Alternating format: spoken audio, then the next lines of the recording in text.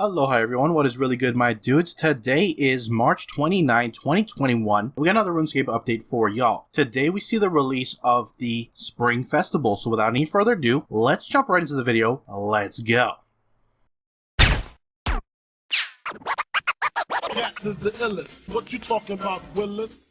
Alright guys, so the Spring Festival has made its way into Gielinor. This will act as your Easter event this year, and basically the Druids have hosted this event to celebrate Gothics. It will last from March 29th to April 11th. The main hub for this area is located just south of the Archaeology Guild to the east of Varrock. Here you're going to find a couple of different skilling stations to partake in and train up some of your skills and ultimately earn currency for new rewards. Before we get into that though, I do want to mention that the Gothics butterflies have finally made a return this year. If you are unfamiliar with this, Gothics butterflies spawn all over the game world, and if you hunt down and catch these butterflies, they will net you XP in your lowest skill. There are 3 different types of butterflies that spawn: green butterflies, which will award you direct XP, yellow butterflies, which will award you bonus XP, and white butterflies that will yield you direct XP, however 5 times more than the green. Each day you are limited to 10 green butterflies, 10 yellow butterflies, and 1 white. However, all of these butterflies are being tracked on a global tracker amongst all players in the world, and when the community reaches certain milestones, further rewards are unlocked. For example, you could get spring tokens, which is the new currency for this event, also bonus XP, also XP modifiers when training in the new festival area, as well as increasing your butterfly daily cap. These milestones are reached every time the community accumulates 1 million butterfly catches. And I do want to note that a lot of people might not know this. If you own the butterfly outfit, which was given out many years ago with a Gothics Tributes event north of Falador, while wearing that outfit, you have a 100% catch rate for these Gothics butterflies. So I do suggest wearing it. If you have it, check your Diango. If you do not own this outfit, you actually can purchase it with the spring tokens from this event. Having said that, let's look at the Spring Festival itself. As I said, the Druids have gathered here to celebrate Gothics and will give you nice rewards for helping them out. There are 3 skilling stations for you to try out, all of them awarding spring tokens and XP. You can use the new activity interface that pops up when interacting with any of the activities to select which skill you'd like to train on. Do note that Iron Man accounts can get rewards from these activities but cannot benefit from the unlocked multiplier buffs that I talked about with the community event with the butterflies. The 3 activities are the potion brewing. Here you can mix up some magic in a cauldron and earn yourself some herb lore and cooking XP. At the icon carving station, you can net yourself some fletching and crafting XP, and then finally at the stone celebration, you'll earn agility or prayer XP. Now, as I have said several times in this video, spring tokens are the new currency for this event, and they can be used at a new shop found at the northern end of this hub. Here you can purchase cosmetic outfits like the Cruxical outfit and the butterfly outfit that I mentioned earlier that helps you catch butterflies, as well as the Invoke Spring emote and the All of a Flutter title. Here you can also pick up various consumables like lamps, stars, and mystery boxes. Note that Iron Man cannot purchase these consumables though. If you are a player who has been affected by the login lockout, Jagex will still provide spring tokens or the event items themselves depending on when you're able to reaccess the game, so do not worry there. Also, they do say there's going to be something going on later this week in this area for April 1st, so there's probably going to be some kind of funny April Fool's event or something of the like, so keep your eyes peeled. So that pretty much encompasses